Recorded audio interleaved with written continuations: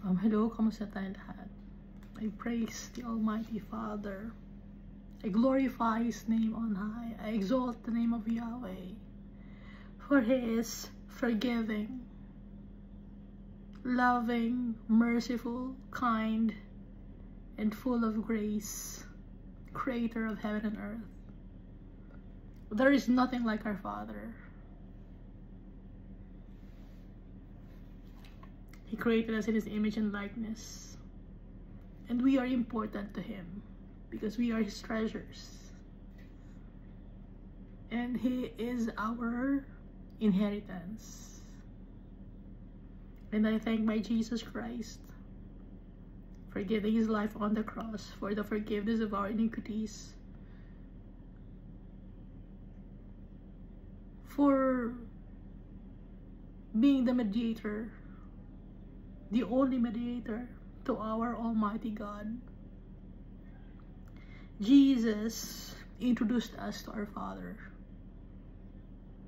We do not know our Father then, but because of Jesus Christ, His sacrifice on the cross, His teachings, He revealed to us all the mysteries of this world.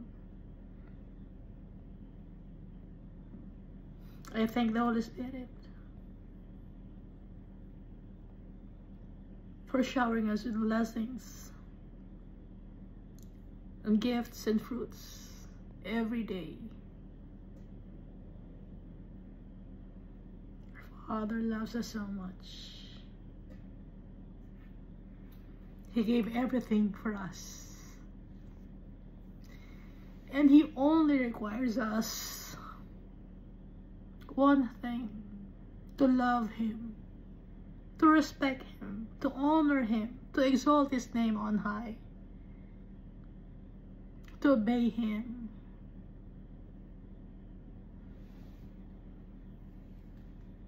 Can we give that to our Father?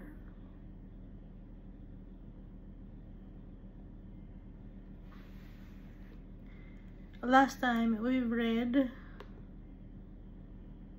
1 Chronicles chapter 11, when David was made king over all Israel, not just the king of Judah, but the king of Israel.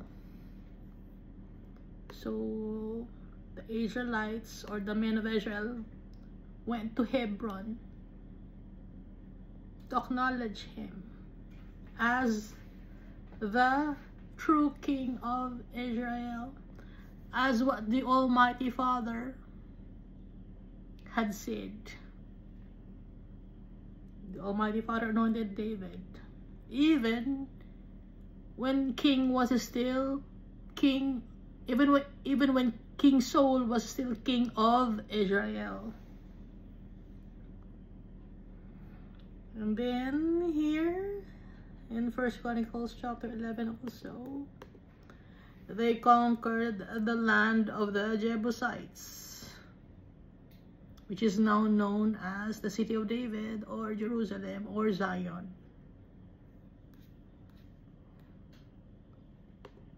And then in 1 Chronicles chapter 12, it's mentioned here, the army of David.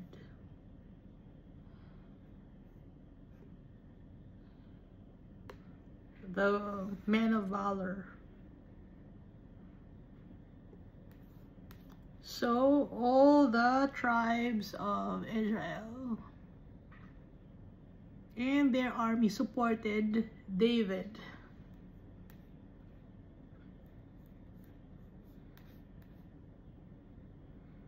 Because that's the will of the Creator of heaven and earth. And then here in 1 Chronicles chapter 13, David wanted to get the Ark of God, or Ark of the Covenant, from Kirjath Jearim. So before, it was not in Kirjath Jearim, but it was in Shiloh. I believe that was where Joshua left the Ark of the Covenant, no? Nung namatay si Joshua, nasa Shiloh. And then kinuha ng mga Philistines. Dinala sa kanilang lugar ang Ark of the Covenant of the Almighty Father. Nagkaroon sila ng mga boils or hemorrhoids, no? Nagkaroon sila ng maga sa katawan, even in their private parts. Alam naman natin ang boils, viral infection yan, no?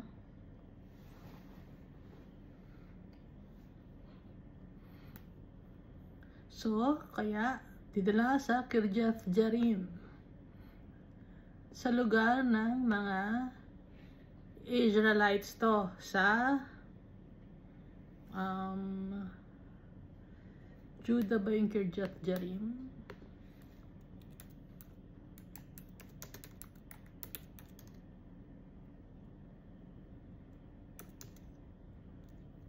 Saan ba yun?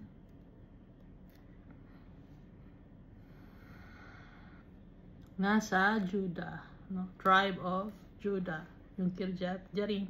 So, nandun yung Ark of the Covenant. At gustong kunin ni David, dadalhin niya sa City of Jerusalem or City of David.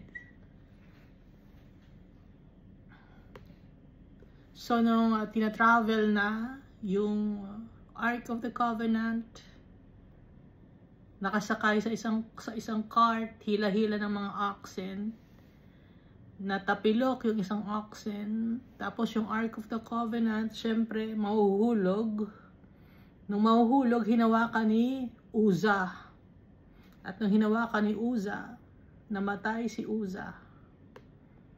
Because it's the Ark of the Covenant. Ibig sabihin, clean yung Ark of the Covenant. Ngayon, bakit namatay si Uzzah? Dahil hinawakan niya yung Ark of the Covenant at merong kasalanan si Uzzah. Hindi lang natin alam kung ano ang kasalanan ni Uzzah. Uzzah was one of the priests. Nakalagay rin ito, no, sa sambang verse to, 2 Samuel chapter 5. Basahin niyo na lang 2 Samuel. Dahil nabasa na natin. And then dito na tayo sa 1 Chronicles chapter 14. Dahil nakuha na ni David yung land of the Jebusites, which he renamed Jerusalem or City of David or Zion. Jerusalem means City of Peace. So, dito sa 1 Chronicles chapter 4, binabanggit si King Hiram. No, nabasa na rin natin ito sa 2 Samuel chapter 5. Pero may mga bagay or may mga story sa 2 Kings and 1 Kings and 1 Samuel and 2 Samuel na wala doon. Mapakikita natin sa 1 Chronicles and 2 Chronicles. Kaya yung wala naman sa 2 Chronicles tsaka sa 1 Chronicles. Makikita naman natin sa 1 Kings, 2 Kings, 1 Samuel and 2 Samuel. Kaya dapat pag binabasa natin yung 1 Kings, 2 Kings, 1 Samuel and 2 Samuel, binabasa rin natin yung 1 Chronicles and 2 Chronicles. So basahin natin ang 1 Chronicles chapter 14. Now Hiram, king of Tyre, sent messengers to David and set trees with masons and carpenters to build him a house. Na nabasa na natin sa 2 Samuel chapter 5. No? Na si King Hiram, he was king of Tyre. No? Alam natin yung Tyre, it was in the upper part of Israel before the land of the Sidonians. So currently, Tyre and Sidon ay under Lebanon. Kaya kung makikita nyo magkamukha yung Lebanon, mga tao sa Lebanon, magkamukha sa Israel, kamukha ng lahat sila na nasa Middle East, magkakamukha sila, di ba? Magaganda sila. Puro sila bigo-bigote, no? Makakapal ang buhok nila. Pero some of them, nakakalbo na rin sila. Mga lalaki. Pero yung mga babae magaganda, di ba? So si King Hiram, gusto niyang maging friend si David. Nakikita niya kasi, may nakikita si King Hiram kay David. Kaya sa isip ni King Hiram, kailangan magpakabuti ako kay David. So, King Hiram said, walang nakasulat dito. Ha? Pero bakit may isip ni King Hiram yun samantalang king siya of Tyre? Siyempre, may nakikita siya kay David na iba. At yung nakikita niyang ibang yun kay David, it's the gloriousness of the Almighty Father. Alam ni King Hiram na blessed si David of the Creator of heaven and earth. And cedar trees with masons and carpenters to build him a house. So dinala sa Jerusalem. So malayo yung travel, no? From Tyre to Jerusalem kasi dadaan ka pa ng land of Naphtali, land of Issachar, land of Manasseh, land of Ephraim, bago ka ngayon makapunta sa Judah and then sa citadel ng Judah, which is Jerusalem. So mga 3 days lakad to. Pero if they were riding donkeys, mga 2 days.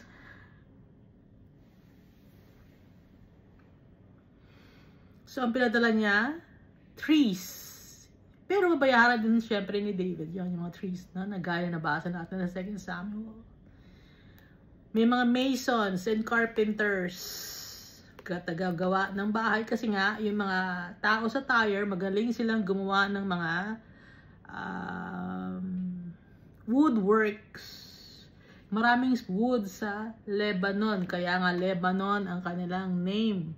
Dahil yung Lebanon tree or yung cypress tree, matibay yun, madami yun, rampant or endemic in Lebanon at that time. Hindi ko lang alam ngayon kung madami pa rin trees na cypress trees or ano pa bang itawag sa Lebanon trees, no? So ito rin yung ginagamit na kahoy panggawa ng boat. So, yung mga tao na nagta-travel in the olden days, ang gumagawa ng boat, mga tao sa Tyre. Yung mga tao sa Tyre, Phoenicians. So, kaya nga yung ating mga alphabets, di ba may mga ano tayo, alphabets? Sa kanila galing yon, mga Phoenicians. Diba may mga word na phonics? Kasi galing yun sa Phoenicians. Na sila ay from Tyre, magaling silang gumawa ng mga shape, nakapunta sila sa iba-ibang lugar, hanggang nakapunta sila sa England.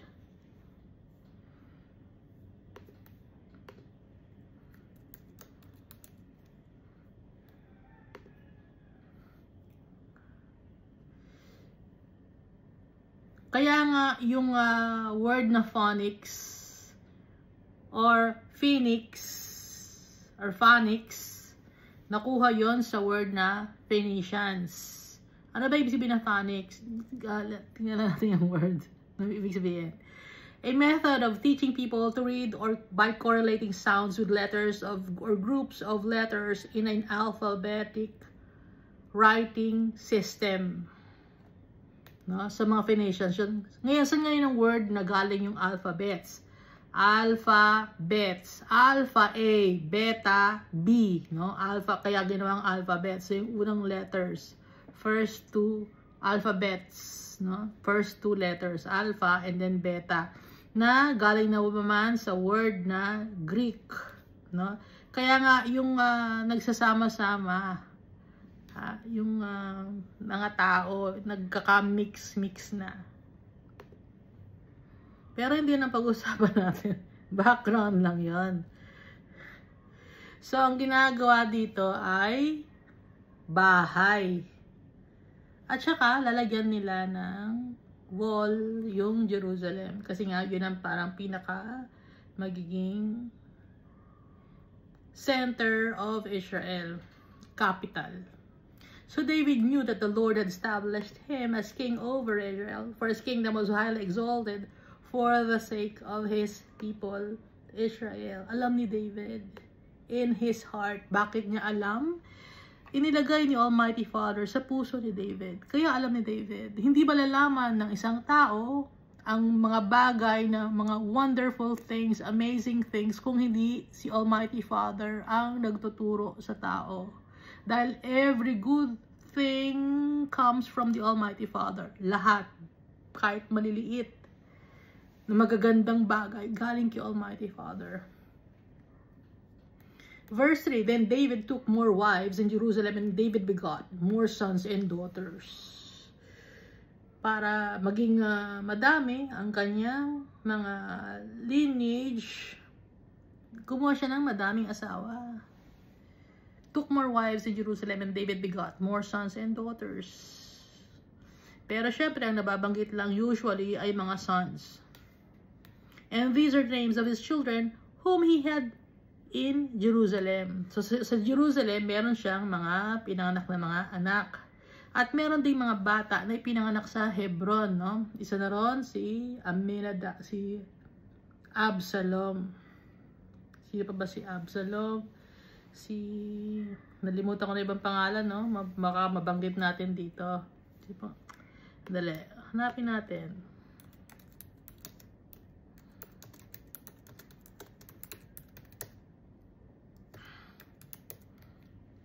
Si Amnon. Yung si Amnon, he molested his wife. His sister, half-sister, no? Si Tamar. And then si Kiliab, na anak ni Abigail. Abigail ba yun? Absalom, Adonijah, Shephatiah, and Ithream. So si Amnon, anak siya ng isang Jezreelites na si Ahinoam. Si Daniel, also known as Kiliab, anak naman niya kay Abigail of Carmel. At itong si Abigail of Carmel, she was a widow, no? Salbahay yung anak ni yung asawa ni Abigail. And then si Absalom, anak sa isang daughter ng king of Geshur or Geshurite. Adonijah, son of Haggith, Shephatiah, son of Abital, and Ithream, son of Eglah. So itong si Absalom, siya yung he betrayed his father.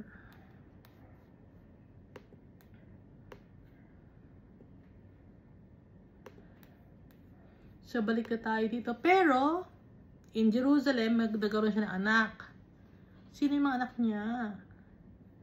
Si Shimea or Shamua na 1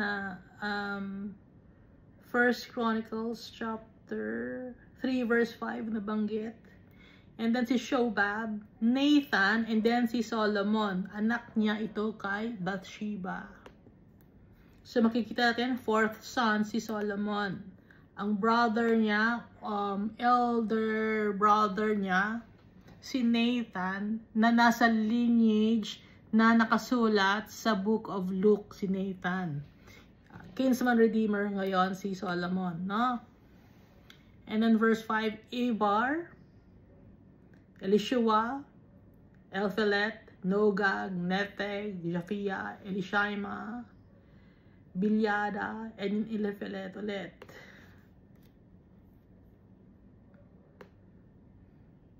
So ito pa yung mga nadagdag na mga anak ni David.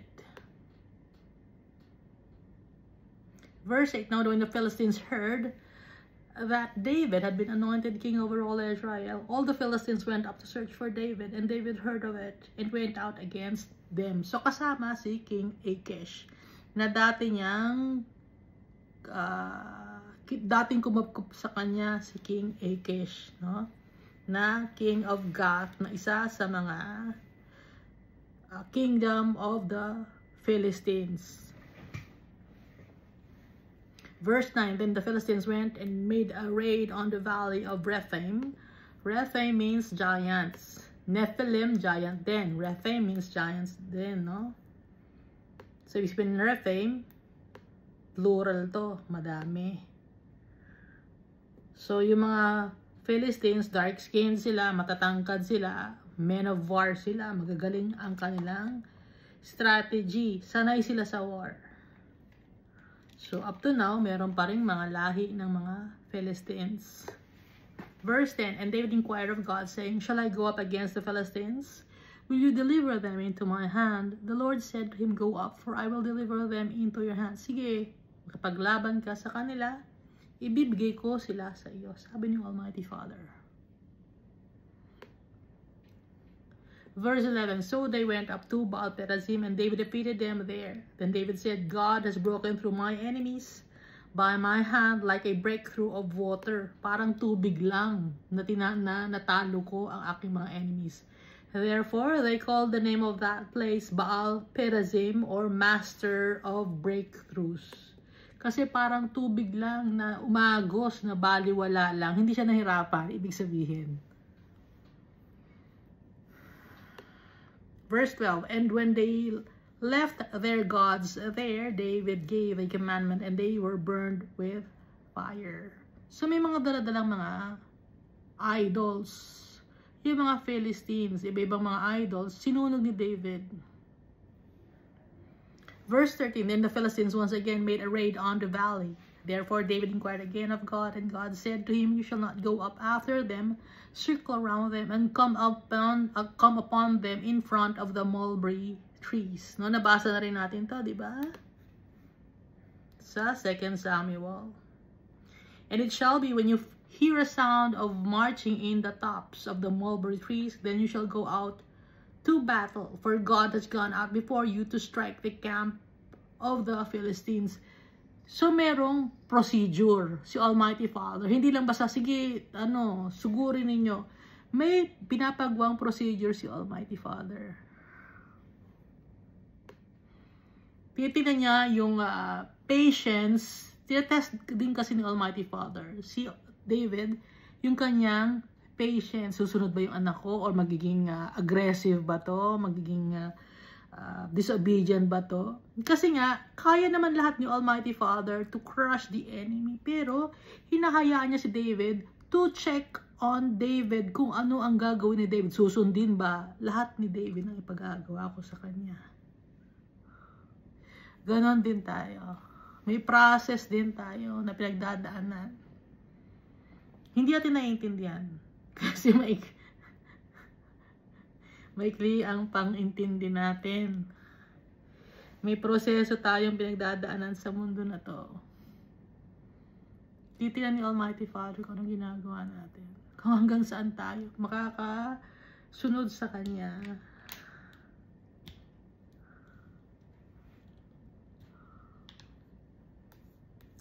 Verse 16, so David did as God commanded him, and they drove back the army of the Philistines from Geba or Gibeon as far as Gezer.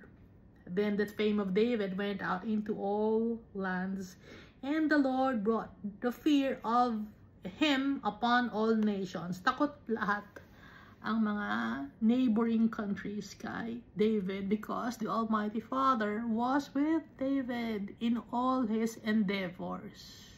Sinusunod ni David. Baka itanong niyo, paano niya sinusunod? Nakikipag-usap si Almighty Father kay David through heart. Kung kilala natin si Almighty Father, alam natin ang kanyang puso. And at the same time, noong time na to, merong Urim and Thummim, merong high priest. No? Yung Urim and Thummim, nasa ephod, underneath the ephod of the high priest. Ngayon, hindi na yung ginagamit. Ano nang ginagamit natin? Pananampalataya kay Jesus. Nung dumating si Jesus, nawala na lahat ng yung Ark of the Covenant, yung Urim and Thummim, hindi na natin kailangan. Dahil si Jesus, He came into this world. He became like one of us.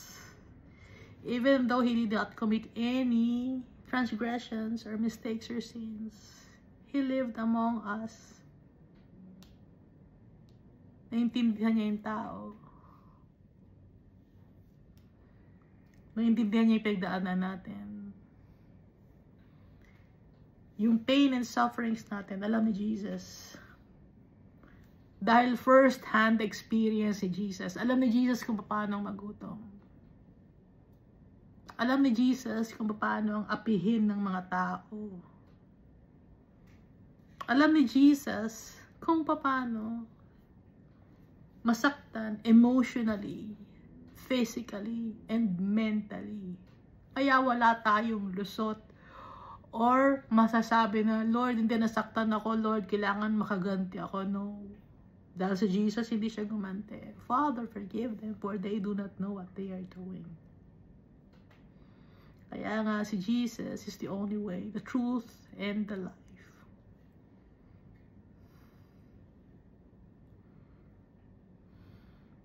Kaya wala tayong karapatan na manloko ng tao. Si Jesus, hindi siya nanloko kahit nagutom siya. Hindi siya nanghihingi ng pera sa mga tao. He was a carpenter.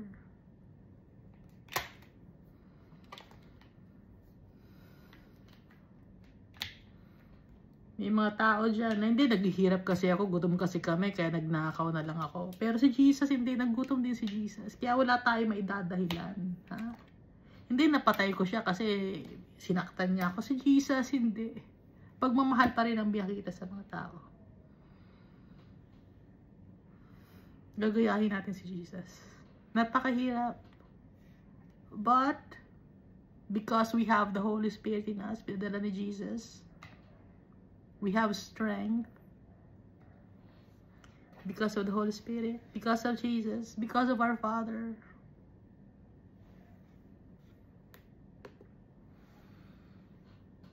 So, dito tayo sa 1 Chronicles chapter 15. Itong 1 Chronicles chapter 15, nababasa rin natin ito sa 2 Samuel chapter 6, although some of these things are not in 2 Samuel chapter 6, and those which are in 2 Samuel chapter 6 are not in the 1 Chronicles chapter 15, no? Or sometimes nasa ibang mga chapters. So basahin natin 1 Chronicles chapter 15. David built houses for himself in the city of David, and he prepared a place for the Ark of God and pitched a tent for it. So, si David, gustong-gusto niya kasama si Almighty Father. Tayo ba gustong-gusto ba natin kasama si Almighty Father?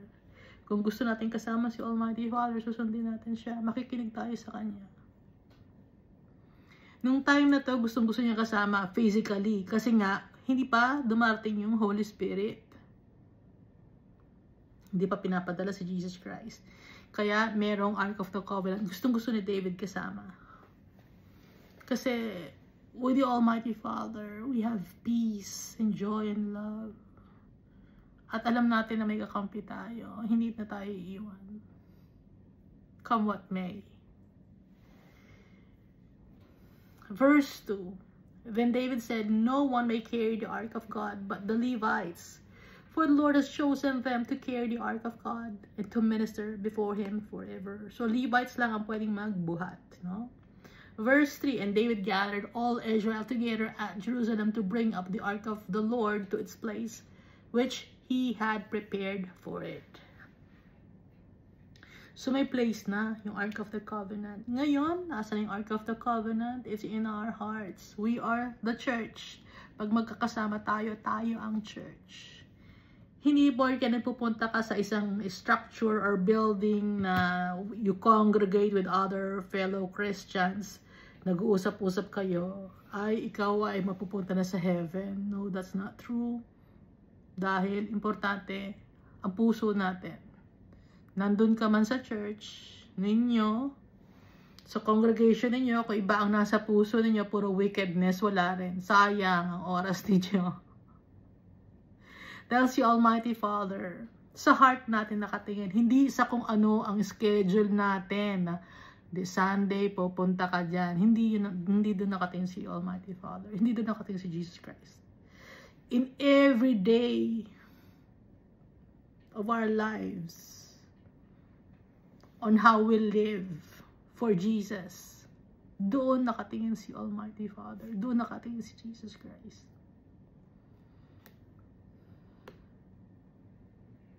Tuloy natin ito, no? Verse 8, David gathered all Israel together at Jerusalem to bring up the ark of the Lord to its place, which he had prepared for it. Then David assembled the children of Aaron and the Levites, and the sons of Kohath, no? Mga Kohathites.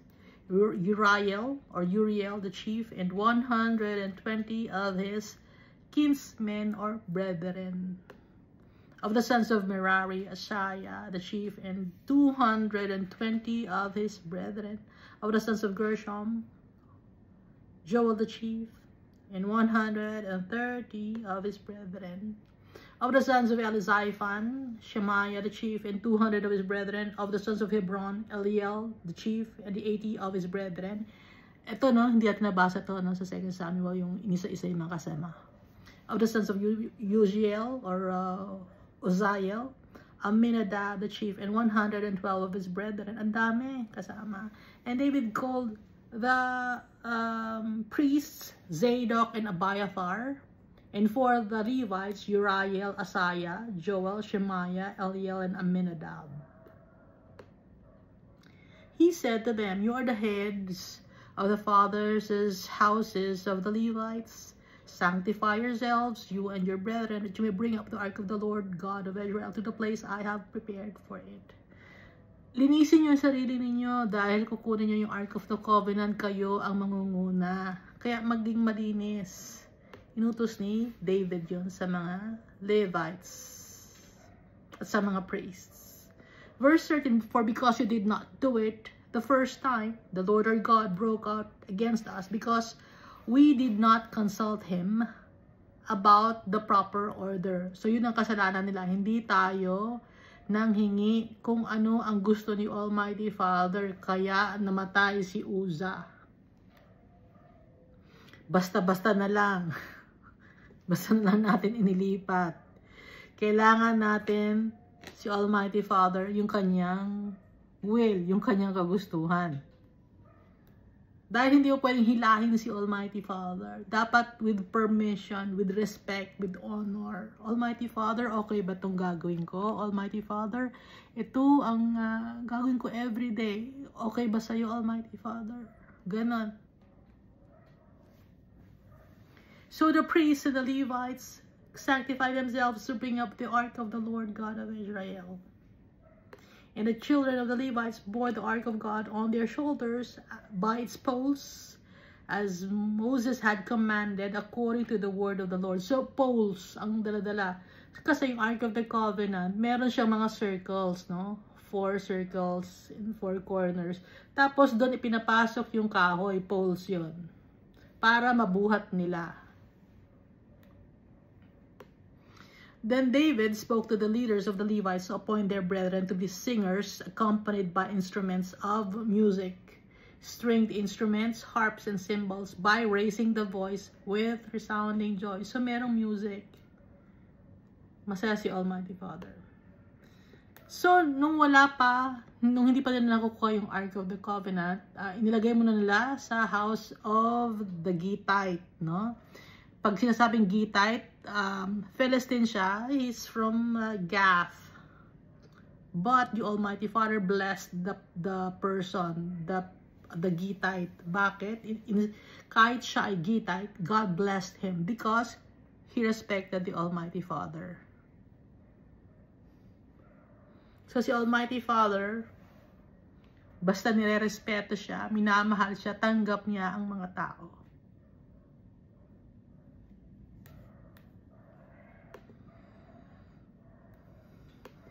Hindi yun Israelite, Gittite yun. Philistine yun. Pero God blessed him. Verse 17, so the Levites appointed Heman, the son of Joel, and of his brethren, Asaph, the son of Berechiah, and of their brethren, the sons of Merari, Ethan, the son of Cushiah. 18, verse 18, and with them, their brethren are of the second rank, Zechariah, Ben, Jazel, Shemiramoth, Jehiel, Uni, Eliah, Benaiah, Maaseiah, Mattatiah, Elipheleh, Mikniad, Obed-Edom, and Jael, the gatekeepers. The singers, Heman, Asaph, Ethan, were to sound the cymbals of bronze.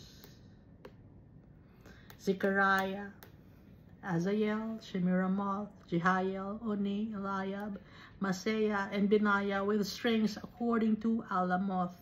So, iba-ibang mga musical instruments. May cymbals of bronze, merong strings, no?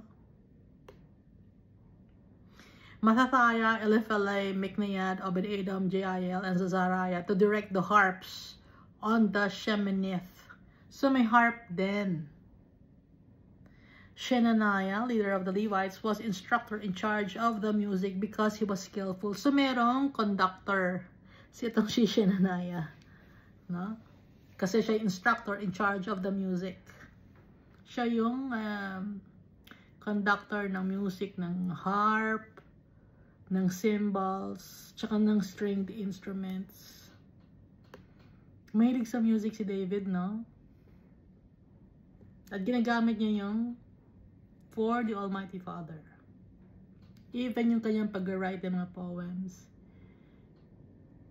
in-offer niya kay Almighty Father. That's why we have the Book of Psalms. So habang nila-write niya yung Book of Psalms, the Almighty Father was with him, teaching him to write those things. And now we have the Book of Psalms na nakinapupulutan natin ng lessons.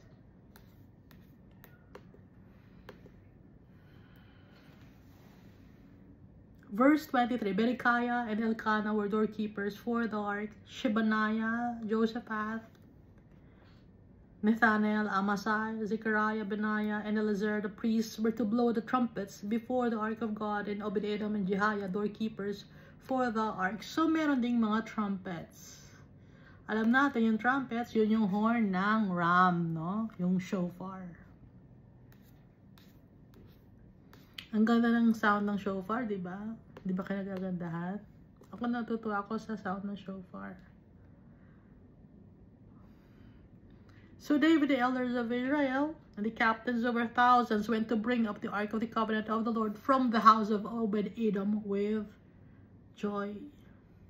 Masaya sila. And so it was, when God helped the Levites who bore the ark of the covenant of the Lord, that they offered 7 bulls and 7 rams. 7 na bulls at saka rams. So, mga lalaki na mga hayop ito. Bulls, diba? At saka rams.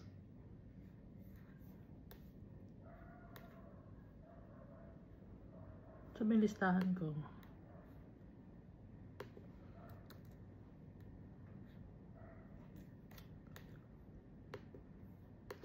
Verse 27, David was clothed with a robe of fine linen, as were all the Levites who bore the ark, the singers, and Shenaniah, the music master, with the singers. David also wore a linen ephod. Naka-ephod din si David. Even though he was not a high priest, as respect for the Almighty Father, he was wearing a linen ephod.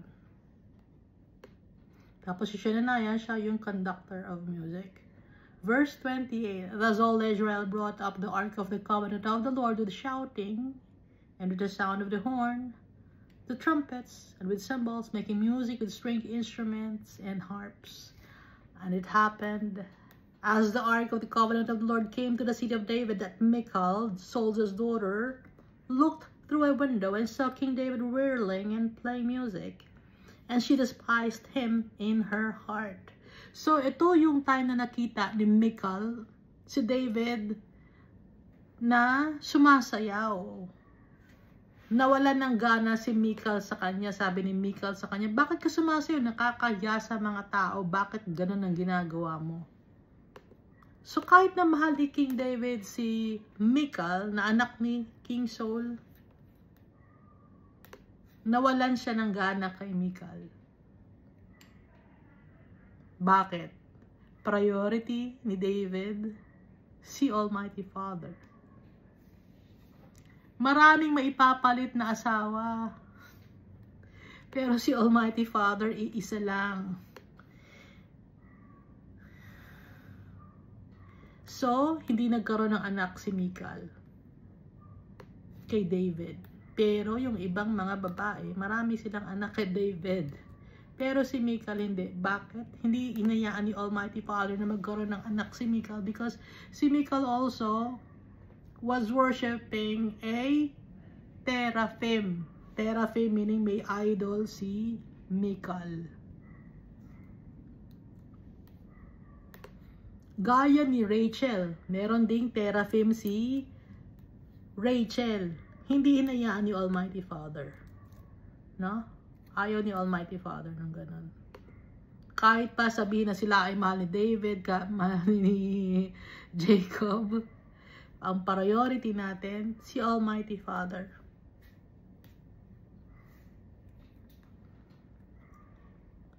So yung when Michal despised David, makikita natin yan sa 2 Samuel.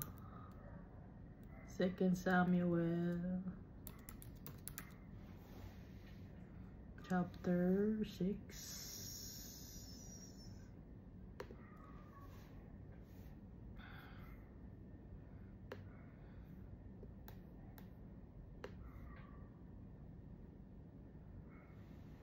Anong sinabi ni David? Basahin natin dito, no? Kasi hindi binanggit sa Chronicles. So, nandito sa 2 Samuel chapter 6. Ulitin natin. Verse 20. Then David returned to bless his household, and Michal, the daughter of Saul, came out to meet David and said, "How glorious was the king of Israel today." So, she was sarcastic. Uncovering himself today in the eyes of the maids of his servant, as one of the base fellows shamelessly uncovers himself. Nakakahiya ka, parang hindi king kung umasta. Para kang pangkaraniwang tao lang, sabi ni Michal. Nakakahiya ang ginawa mo. Nakikita pa ng mga servants, ng mga maids kung anong ginagawa mo, nagsasasayaw ka dyan, na para kang baliw. Anong sabi ni David? Verse 21 of 2 Samuel chapter 6. So David said to Michal, "It was before the Lord who chose me instead of your father and all his house to appoint me ruler over the people of the Lord, over Israel. Therefore, I will play music before the Lord." Wala kang pakialam. Sa madaling salita, huwag kang makikialam. Ha? Ako ang inappoint ni Almighty Father bilang King of Israel. Hindi na yung tatay mo, hindi na yung mga brothers mo, hindi na yung mga kalahi mo. Ako na, ibinigay sa akin ni Almighty Father ang mga tao, pati ang Israel. Kaya magpapasalamat ako kay Almighty Father, pupurihin ko siya. Yun ang sinasabi ni David. And I will be even more undignified than this. At mas gagawin ko pang malala ang ginagawa ko. And will humble my own, and will be humble in my own sight. Mas malala pa, mas mapagpapakumbaba pa ako kay Almighty Father. Kaya kahit anong sabihin mo, hindi sa akin i-effect. Walang effect sa akin. Yung sasabihin mo, dahil mahal ko si Almighty Father, nagpapasalamat ako sa Kanya. And I will, but as for the maid servants of whom you have spoken, by them I will be held in honor. At yung mga maid servants na sinasabi mo na baka pintasan ako or anong isipin natin sa akin na masama, hindi nila isipin na masama yun. Mas matutuwa pa sila. Sabi ni David, mas matutuwa sila dahil nakikita na nagpapasalamat ako kay Almighty Father. Nagpapakumbaba ako, hindi ako nagmamataas. Verse 23 of 2 Samuel chapter 6. Therefore Michal, the daughter of Saul, had no children to the day of her death. So kahit pa si Michal ang kanyang first wife, kahit na sabihin pa na mahal niya si Jonathan at mahal niya si Michal at mahal niya si King Saul, kung binabastos naman si Almighty Father, baliwala kay David. Yung mga taong mahal niya to, mas priority niya si Almighty Father. Tayo pa, ganun ba tayo?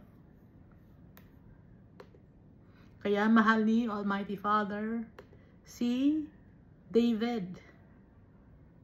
No?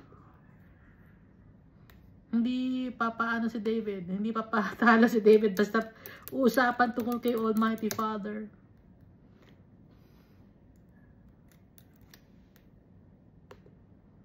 Mahal ni David si Almighty Father. At mahal ni Almighty Father si David.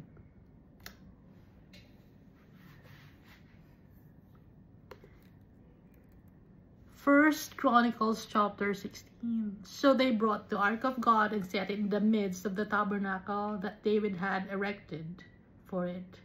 Then they offered burnt offerings and peace offerings before God. So nakita ninyo, hindi binanggit ito sa First Chronicles. Yung nangyari na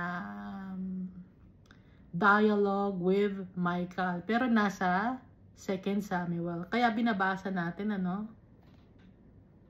Para kumpleto natin maintindihan. Kung gusto niyo kumpleto maintindihan, you read the Bible on your own also.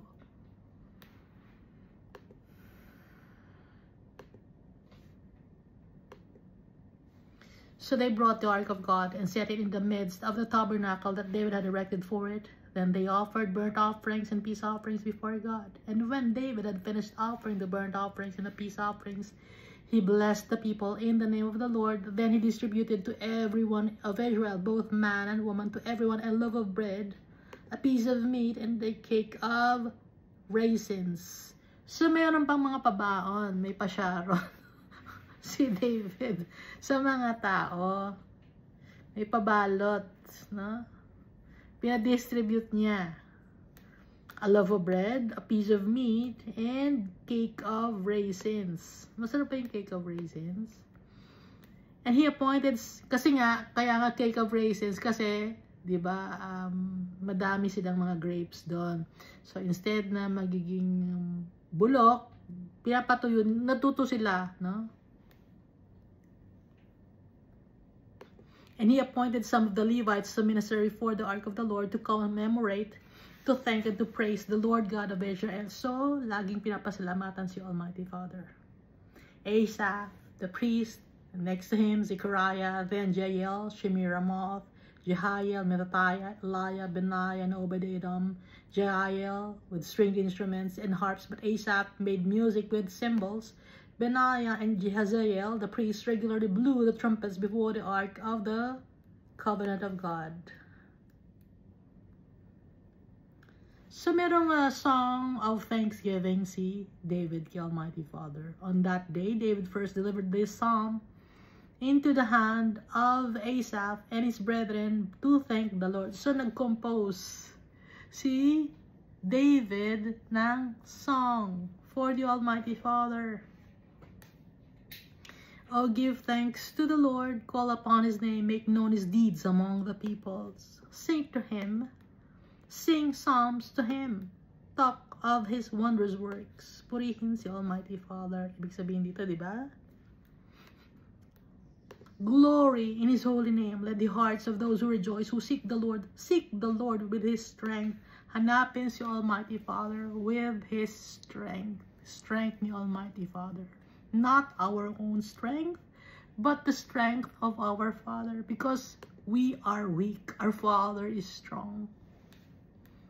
Seek His face evermore. Hanapin natin ang kanyang gusto, ang kanyang mukha. Hanapin natin. Although we cannot see our Father face to face for now, time will come, we will see Him. Remember his marvelous works, which he has done, his wonders and the judgments of his mouth.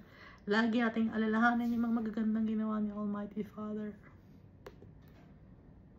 At bigkasin ng ating mga bibig ang mga kagandahan ng mga blessings ni Almighty Father sa atin. Shout at the top of our lungs to all the people the gloriousness and the goodness of our Father, His blessings to the people. O seed of Israel, His servant, you children of Jacob, His chosen ones. Baka magtaka kayo, paano tayo, hindi tayo chosen ones? We now know who our Father is. And we believe in Jesus Christ. So, we are also the chosen ones. Hindi natin pipiliin si Almighty Father kung hindi siya mismo ang unang pumili sa atin. He first chose us. No, nakalagay naman sa Bible yan, di ba? Asan nga bang version?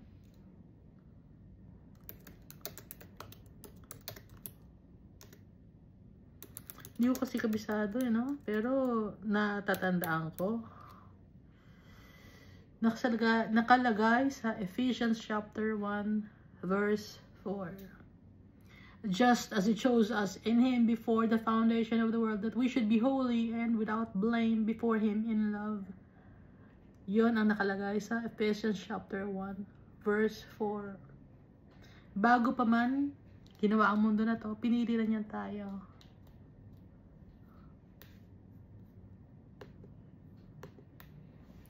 He is the Lord our God. His judgments are in all the earth. Remember His covenant forever. Lagi natin alalahanin yung kanyang covenant, yung kanyang promise sa atin. The word which He commanded, lahat ng kanyang mga statutes and ordinances for 1,000 generations. Kahit na madaming generation, alalahanin natin. The covenant which He made with Abraham and His oath to Isaac, and confirmed it to David for a statute, to Israel for an everlasting covenant, saying, to you I will give the land of Canaan as the allotment of your inheritance when you were few in number, indeed very few, and strangers in it. So ngayon, ano yung promised land sa atin? Ang promised land sa atin ni Almighty Father? The kingdom of our Jesus, it will never end. That's our promised land. Nabibigay sa atin yung Almighty Father, our inheritance, our birthright. So, nung time na to sa Old Covenant, it was just a sample, no? For us to understand now, binibigyan tayo ng sample ni Almighty Father sa Old Covenant. Nung dumating na si Jesus, hindi na sample, ano na to, totohanan na to. Although dati, totohanan talaga to, but it was only a sample, small percentage of people muna, no? Para turuan tayo. And then, nung natuto na tayo, alam na natin ang Bible, tayo na rin, kasali na rin tayo. When you are few in numbers, indeed very few and strangers in it. When they went from one nation to another, and from one kingdom to another, He permitted no one to do them wrong, yet, yes, He rebuked kings for their sake, saying, do not touch my anointed ones, and do my prophets no harm. Sinabi ni Almighty Father, huwag yung hahayaang masaktan ang aking mga piniling mga tao at ang aking mga prophets. Pero magtataka kayo, bakit napatay yung mga prophets? Bakit yung mga anointed ones nasaktan? Nasaktan man sila, napatay man sila ng mga tao? The Lord God will avenge them.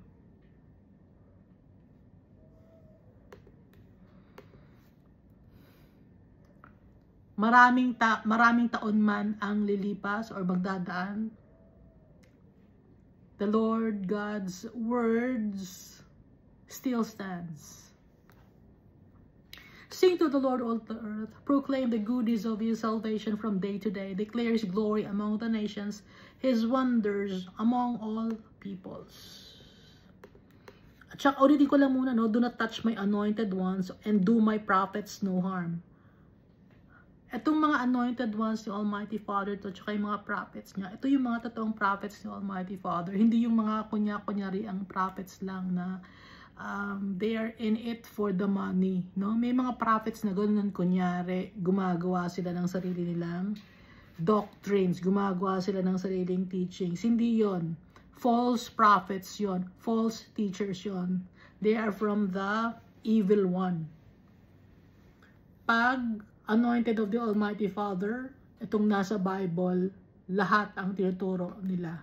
kung anointed by the Almighty Father. They are the true prophets of God. Walang pinipili na isang verse lang, ulit-ulitin. No. Nabasa natin, di ba, yung Bible? Consistent. Walang discrepancy.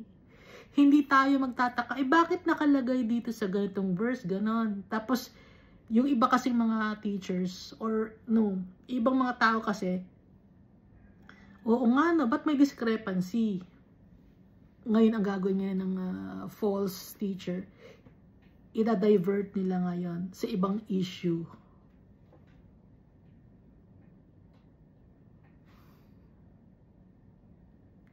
Nina-divert nila. Iniiba nila. Kaya ang daming inconsistencies sa kanilang mga sinishare sa mga tao. Pero tayo, if we read the Bible, walang inconsistency dito. Consistent lahat. Buo ang Bible.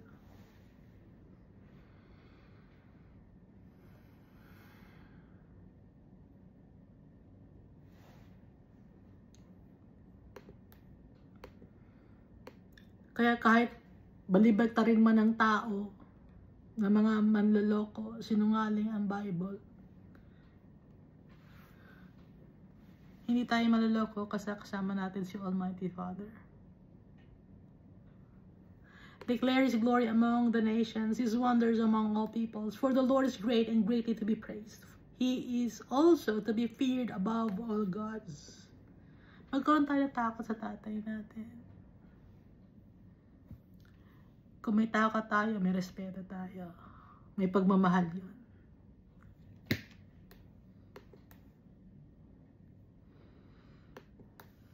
For all the gods of the peoples are idols or worthless things. Yung mga Diyos ng ibang mga tao, idols yun. Walang kwenta. Gawa sa semento, kahoy, bakal, ginto, pilak. Ano ba? Meron gawa sa plastic. Meron, may gawa sa plastic, no? Hinahalikan nyo pa nga, gawa sa plastic. Or gawa sa tingga. No, hinahalikan nyo pa, gawa sa tingga. Anong tawag doon? For all the gods of the peoples are idols or worthless things. Walang kwenta. Ginawa ng tao yun para pagkakitaan. Makikita mo kasi din sa internet or sa ano, ito binibenta to, magkakaroon ka ng swerte rito.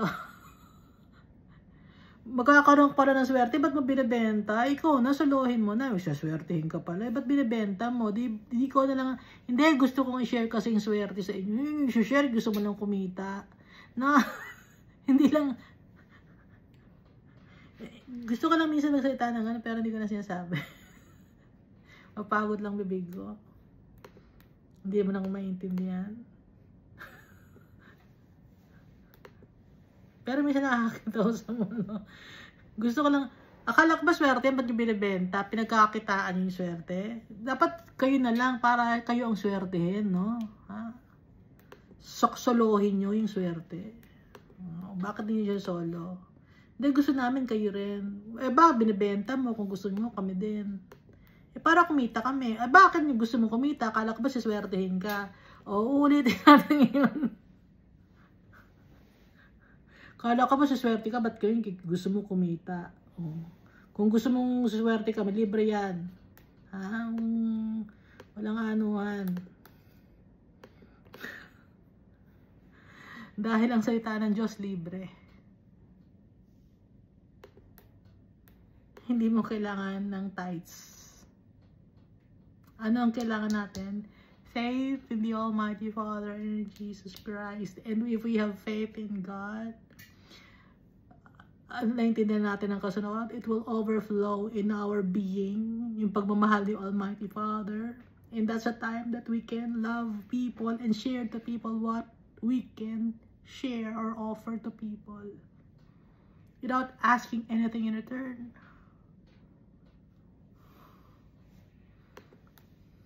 Honor and majesty are before Him. Strength and gladness are in His place.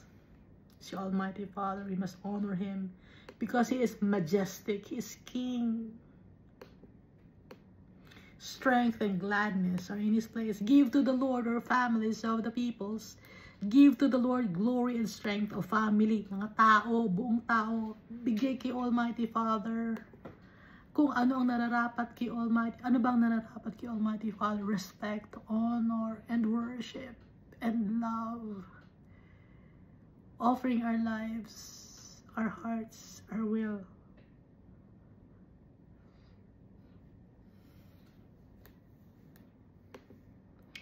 Bring an offering and come before Him. Anong magagandang i-offer natin? Tayo mismo, yung heart natin. Offer our hearts to our Father. O worship the Lord in the beauty of holiness. Tremble before Him all the altar. Pag tremble, katakutan natin yung galit ni Almighty Father. Tatay natin siya. No? Alam niyo yung mga tatay, di ba? Yung may mga tatay kayo. Kung may tatay man kayo na nagagalit. Bakit kayo pinapagalitan? Kasi gusto nila maging maayos ang buhay ninyo. Ganon din si Almighty Father. Pero may mga ibang tatay na wicked, di ba? May ibang tatay na wicked sila. Pero hindi yun ang titingnan natin kasi sila yung mga tatay na wicked na na-experience niyo. Those are trials and tribulations that we must undergo.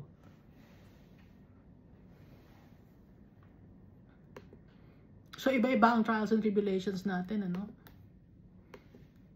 The world also is firmly established, it shall not be moved. Hindi mamumove ang mundo na to. Firmly established. Bakit? Si Almighty Father ang gumawa ng mundo na to. It shall not be moved. Kahit paano ang gagawin ng mga tao na iibahin nila or yung pag-rotate daw ng mundo, daw ha,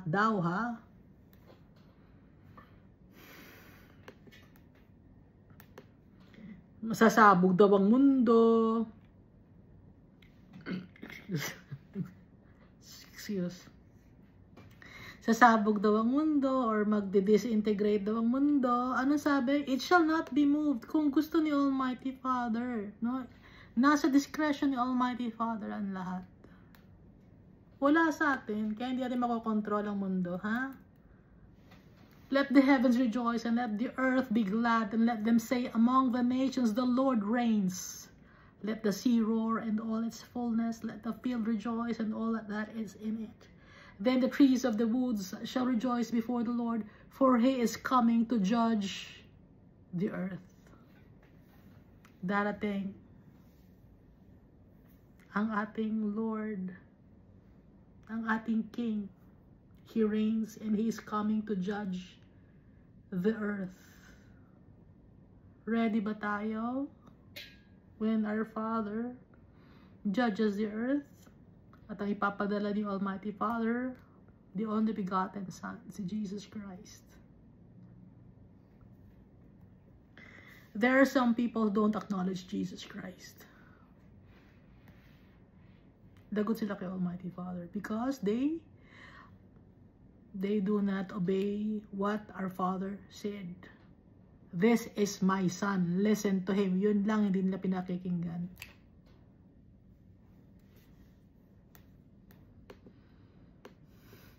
Konting word lang yon nasa Bible. Hindi pa pinakikinggan ng mga tao na hindi naniniwala kay Jesus. Jesus also forgives sins. Hindi pinaniniwala ng tao. Because the people are wicked, selfish, greedy. Gusto nila sila yun. Gusto nila sila yung prophet. Gusto nila sila yung... May mga religion na gano'n. Hindi lang... kasi kanya-kanyang bansa yan. Sa Mexico, may alam ako, gano'n sila. Gusto nila gano'n. Dito sa Pilipinas, meron din. Sa ibang country, madami. Iba-ibang mga turo. Tinatanggal na si Jesus. Ba't di kaya sila magsama-sama, no? Kasi magsasama-sama rin naman sila sa impyerno. It's true. Pag hindi ka naniwala kay Jesus, because you don't have faith in the Almighty Father. Si Jesus ang magja-judge sa last days. Hindi yung mga prophets, hindi yung mga religious leaders ninyo. May dadalang book si Jesus na siya ang nagsusulat ng names natin sa Book of Life. Hindi ba naiintindihan ng mga tao yon? Na tinatanggal si Jesus, no? Si Jesus ang nagsusulat ng names natin sa Book of Life. At meron siyang mga proofs. Maraming dalang book si Jesus Christ. O anong ginawa mo? O kunin nyo yung book ni ganyan. Anong nakasulat sa book?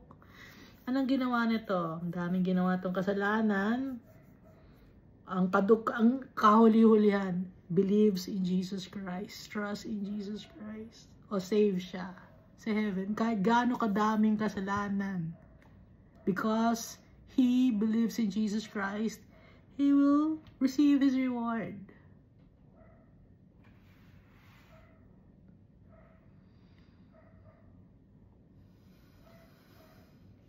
Kaya tayo, kahit gaano kadaming kasalanan natin, trust in Jesus. Trust in our Father.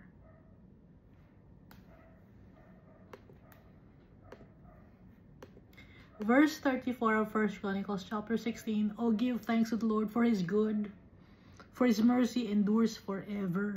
Maawain si Almighty Father for all eternity. And say, save us, O God of our salvation, gather us together and deliver us from the Gentiles. To give thanks to your holy name, to triumph in your praise. Save us from the unbelievers, no? Blessed be the Lord God of Israel, from everlasting to everlasting for all eternity. Purihin si Almighty Father. And all the people said, Amen, and praised the Lord.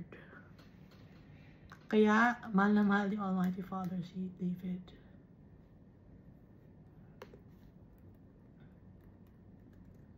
So, ganun din ang gagayahin natin. At yung ginawa ni Jesus, obeying the Almighty Father, obeying Jesus Christ, His teachings, following His path. Hindi gumante. Ano ang ginanti ni Jesus Christ? Pagmamahal, kapatawaran sa mga tao.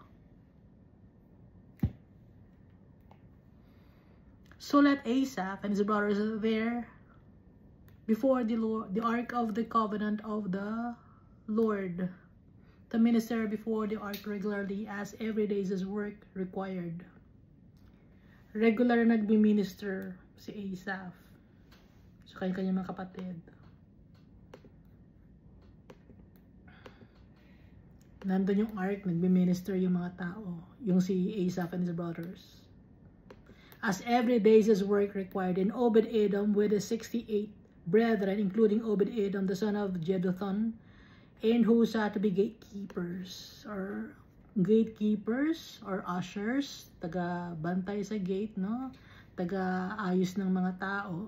And Zadok the priest with his brethren, the priest, before the tabernacle of the Lord at the high place that was at Gibeon. So, merong high place dito na nasa Gibeon. Pero, iniba yun. Ginawang tabernacle of the Lord. Nilinis. To offer burnt offerings to the Lord on the altar of burnt offering regularly morning and evening. Merong burnt offerings. Umaga at gabi.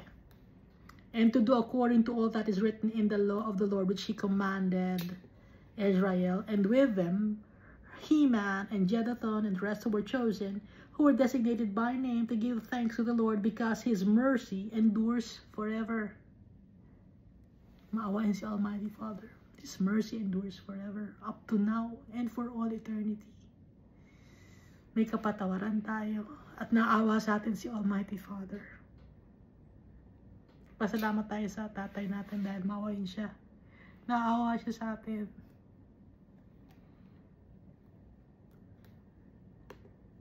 And with them Heman and Jeduthun to sound aloud with trumpets and cymbals and the musical instruments of God.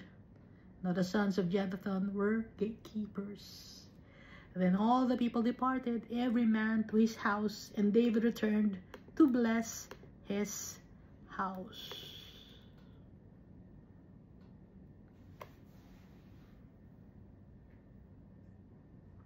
So, hindi binanggit si Michal dito sa Chronicles. Pero nasa 2 Samuel, binanggit siya. So, may mga difference. Kaya binabasa natin, binabasa natin ang 1st and 2nd Chronicles para makita natin kung ano yung wala sa 1st and 2nd Kings, 1st and 2nd Samuel. At nagpapasalamat ako kay Almighty Father, kay Jesus Christ, at sa Holy Spirit, for the knowledge and wisdom, for the mercy that endures for all eternity, for the love everlasting. Thank you, and God loves us all so much.